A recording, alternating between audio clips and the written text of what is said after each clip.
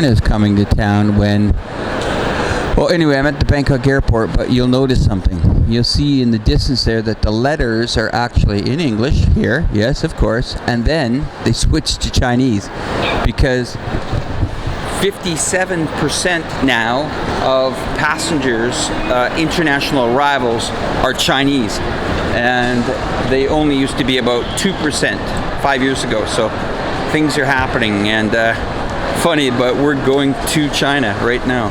I actually feel like I'm already in China. Anyway, this should be fun. So the lineup is a VAT line. I'm getting some money back on some items I bought. You guys know I bought the drone the other day, so the Thai government gives you anywhere from 5 to 7% back on each purchase when you leave the country. It's funny because, you know, some people say that the Chinese come and they don't spend money. That's not true, actually.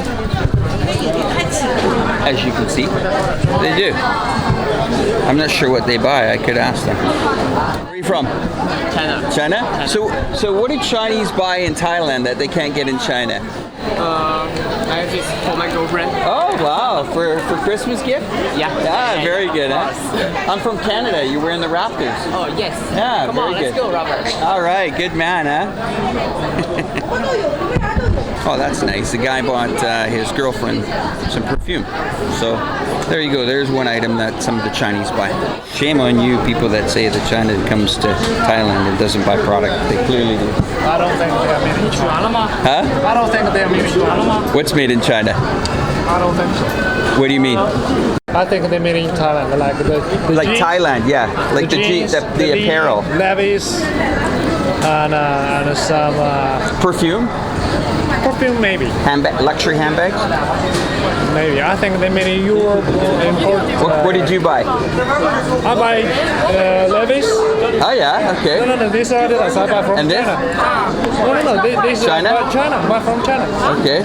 You can actually purchase some items and pick them up at the airport as well. Not only of just purchasing goods, but you can purchase them and then get a VAT refund. And it's called a pickup counter.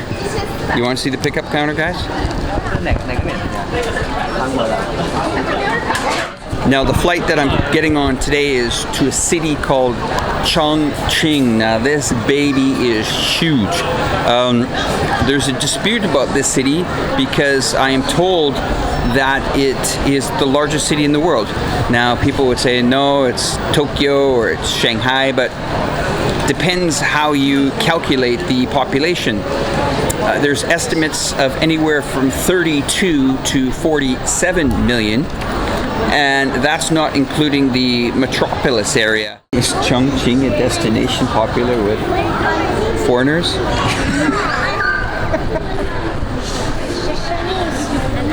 Yuli and I are the only foreigners going to Chongqing. So when the Chinese get ready for a flight, it's like a fire alarm, okay? Ni hao? Ni hao. So it's funny, when you're on the plane here, family members will shout to family members at the end of the bus. Like, Homer! Oh no, he's not here.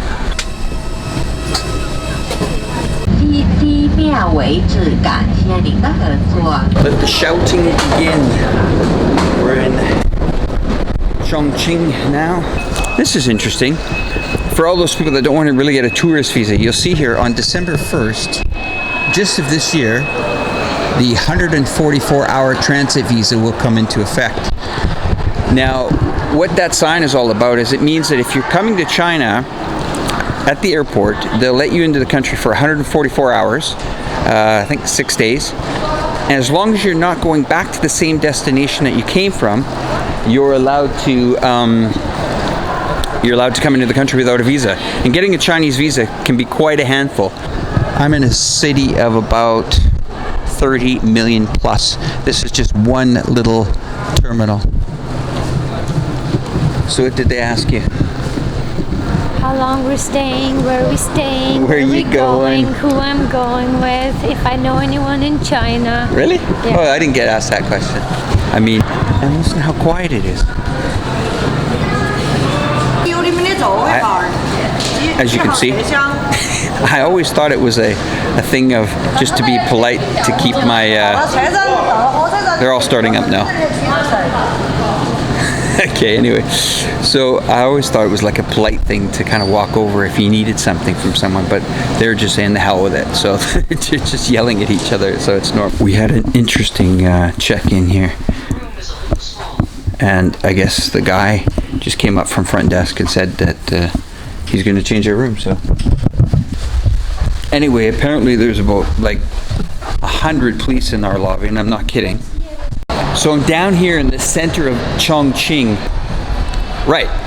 So apparently they do celebrate Christmas, but they celebrate it kind of like Mardi Gras, New Year's Eve, Christmas Eve, all in one shot. And apparently at around 11 o'clock, 11:30, all hell is going to break loose down here. Now you can see, well, I'm just going to walk by all the police here just to show you guys how many police are out in force here in the center of Chongqing. See everybody in black behind me? Well, that's the police getting ready. So apparently people come in the downtown area and they dress in kind of like Mardi Gras stuff, and they have these big inflatable hammers, and they're whacking everybody over the head. And I don't know what to expect. We just found out about this. Wow, it feels really weird to be here in a city of 30 million and actually almost be the only foreigner down here with this wife. Hi. As you can see, there's lots of people in fluorescent yellow and black police uniforms. You think they're preparing for anything?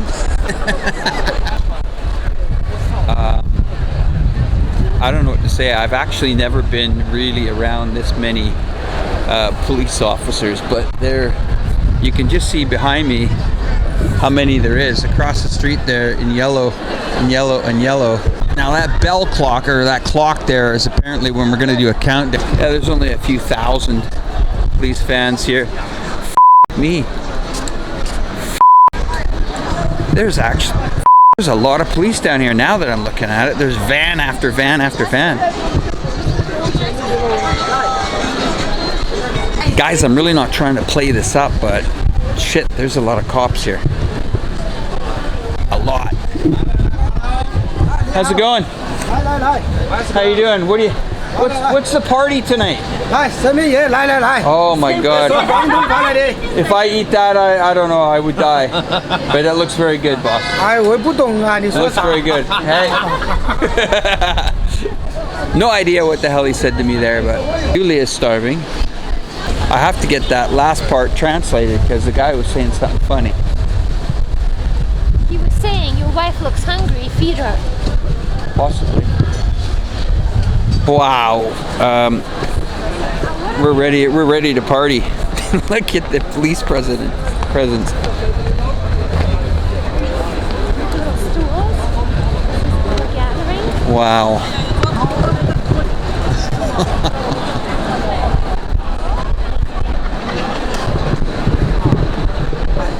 It's gonna be a big party tonight. It's going to be a huge party. Well, right now everybody's outnumbered probably about 2-to-1 when it comes to police presence. You think there's enough of them? This is just one street. So there's literally thousands of these fluorescent policemen ready to pounce if something happens.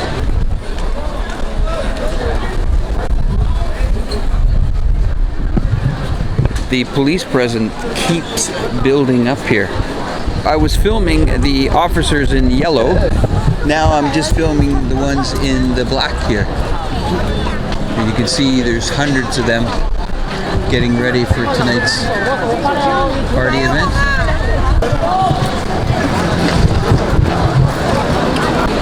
Oh Boy, these are serious, boys. Wow. Here in Chongqing.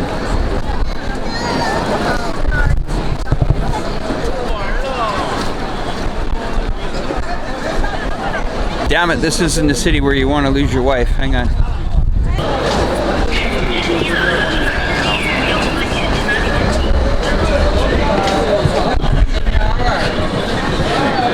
No dogs, no bikes. Yulia's getting hungry now, so.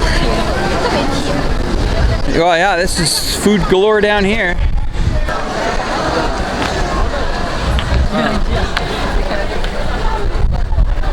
And you just order your food outside, and I guess you just eat it on the steps.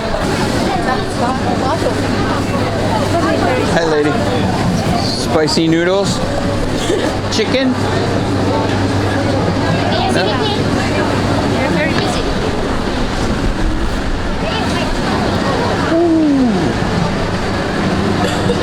Now that's a hot pot. Roast rabbit. It's rabbit. Oh, rabbit. Yes, that's right. This is rabbit. I will never eat rabbit. No, it's a rabbit bed. Ooh, wouldn't mind some pizza right now.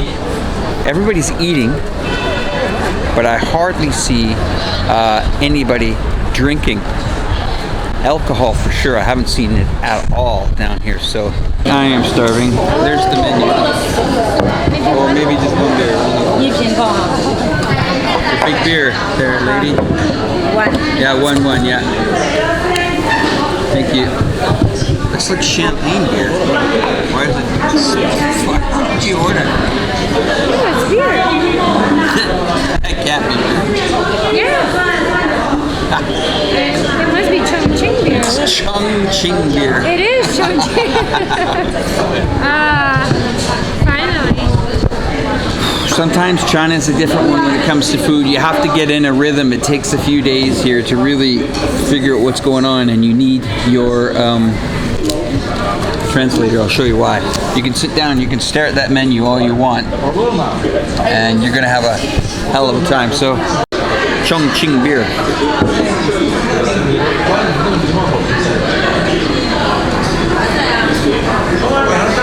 Not bad. It'll be fine. I'm not worried about that. It's just when you get in a city late at night, everything's dark. It all looks new. Are you? Does that look good to you? Yeah. Yulia and I have a very big different choice of of food. She's way more adventurous than I am. She's very, very, very hungry. I'm seeking refuge at KFC. Dine in. Alright. Christmas bucket? No. What the hell? Twister burgers, okay. I've had a zinger burger, that's nice. So pretty much in China, most payments are done electronic. I tried to order on the menu and it didn't happen. So I had to do the old traditional cash way. Supposed to be a party, but apparently there's traffic control. So we're just chatting on the Google translators right now. O'clock in the evening. So then tomorrow, there is no car to come. If you want to go out, you can come back as early as possible. Well, it's getting towards midnight here, and I don't see things really kicking off. So I have a feeling that the police have contained the area quite well. We don't know what these cookies are, but we're gonna try them.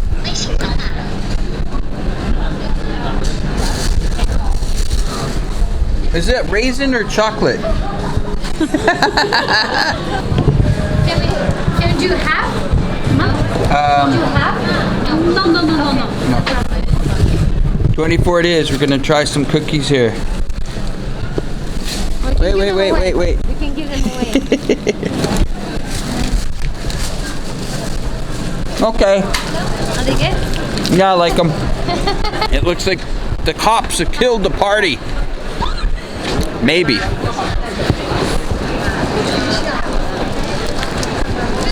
I'm good staying awake. I'm sleepy.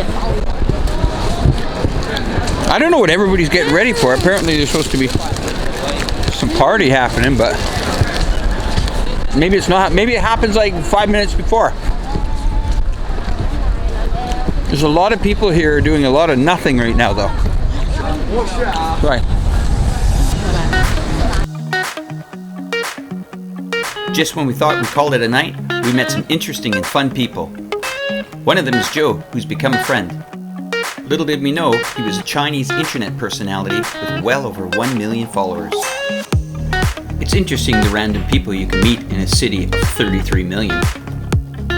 As any traveler, you're curious, so we decided to stick around for a while to see what we could get up to.